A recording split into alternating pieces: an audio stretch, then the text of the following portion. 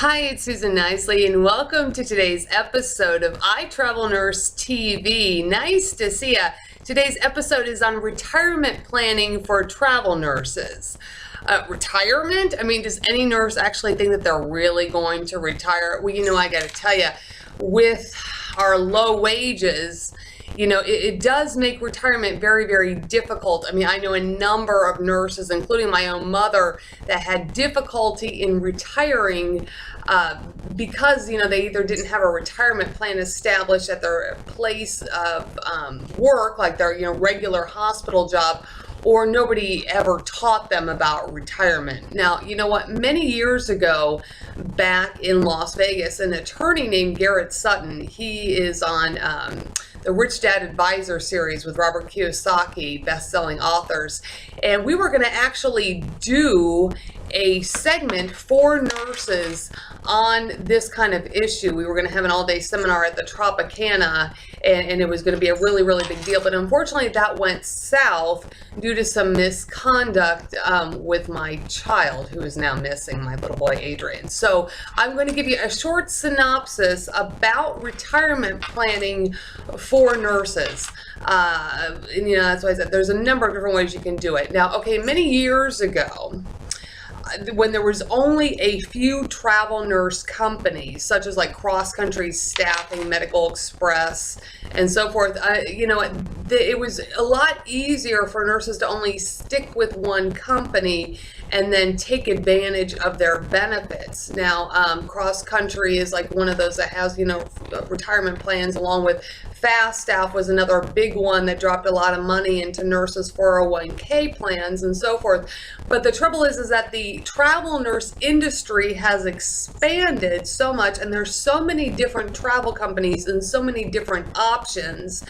And then there's differences in how contracts are done, how much money you can make with one company versus the other, whether or not a company has a contract in where you want to go and when you want to go. So there's a lot of variables that factor into a nurse staying with one company. And the trouble is, when you don't do so, then it's really, really difficult to take advantage of 401k plans if in fact they are available at all. Some of these companies do not have those. So now, if you're going to be an expert travel nurse, obviously, you want to be able to get a job. You don't want to be without a job. Okay. Now, if you being without a job causes you to go from one travel company that, let's say, has a 401k plan to another travel company that doesn't, well, you know what? Realistically, you got to look at the short-term picture versus a longer-term picture.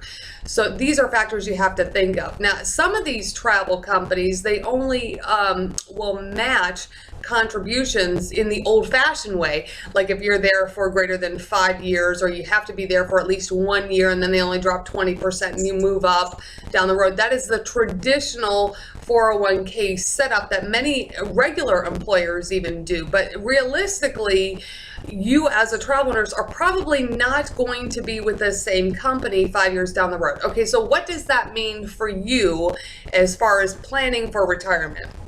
Well, now, certainly if a company offers a 401k plan and you can afford it and you find it advantageous to you, like let's say they have a good match and maybe you'll be fully invested, fully vested after a year, and you think that you're going to stick with them for a full year, well, then certainly take advantage of it, because a travel company is actually budgeting for the fact that you might tap into their 401k contributions. So that's actually coming out of that lump sum budget that they're allocating when they offer you a contract. So if it's available, take advantage of it.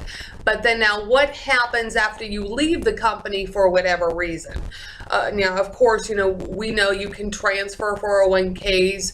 You can, throw stuff into IRAs. You can do all kinds of things. But, how is that going to affect, your plans? Are there going to be penalties if you do that? Are you going to end up doing a lot of unnecessary paperwork or having to do paperwork? Is it going to be more trouble than what it's worth? And this is something that you have to think about. Now, I recommend these days for a nurse, in addition to whatever she might do on the side with her company, to actually do your own investments. Now, I am not an expert on investments myself, because I'm a nurse, which is one reason why I was going to do the seminar many years ago, bring in the experts for you.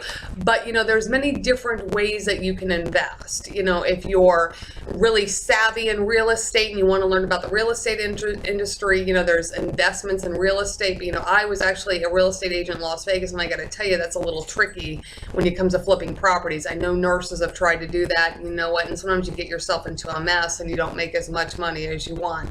And certainly there is a stock options, or buying stock, or buying stock with certain companies being traded, having a stock account, having a trader account, an investment account. And you can actually do that yourself without the help of another bigger company. You can do that yourself through Scottrade. Scottrade, you can open up an investment account for about $500, and they have offices located all throughout the country. And a lot of times you can just open up a Scottrade account online. You don't even have to go into an office. So try that option. That's definitely a good backup plan. Now, one thing that I do is that I invest in small direct selling businesses.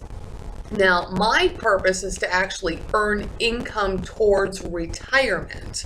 And this is a good option, for travel nurses, because this is something portable that you could take with you. So every time you went on a different assignment, you could actually pull that direct selling business with you, get more customers, and use that money to put towards any kind of other investments you might want to do, such as a Scottrade account, or just throwing it in the bank, or anything else you want to do, investment purposes. Now, let me just give you an example of investment. So in the investment world, we talk a lot about returns, or we talk about the return on the investment. Okay, so I've spent this amount of money, and so I expect this amount of money back. Okay, now there's, there's formulas and there's whole different ways to look at it, but it's whatever money you've spent, you're hoping to get it back plus. So in the direct selling business, that's really easy to do if you stick with it over a long-term period. Like, for example, I represent the Avon company. Avon, my investment into Avon was $10. My ROI is extremely high. Now, they have actually upped this to $15 as far as a startup cost. But not only do you get a discount on Avon products, but your ROI is significantly higher if you stuck with the company, over a period of time, say 5-10 years. And any money that you would make off selling Avon, which can be done totally and 100% completely online and through social media, could throw a lot of money in your bank account. Now, I also represent a few other companies, because I'm just sort of a fashion type of person. Well, I represent Pure Romance, the Pure Romance Corporation. Now, this is an adult toy line. Now, my investment into Pure Romance was higher than it was for Avon. However, the return on Pure Romance products is significant. It's actually that the commission structure is higher than Avon. And then same Damsel in Defense, which is stun guns, pepper spray, and other kinds of auto kind of safety products, door alarms, and so forth. This is a good investment company. Higher than Avon, not quite as expensive as Pure Romance, but it has a nice return on it. And now here, Kitsy Lane is another company, another brand that I represent, and my ROI is extremely high on it because it cost me absolutely no money to start it. Now, just think for a second.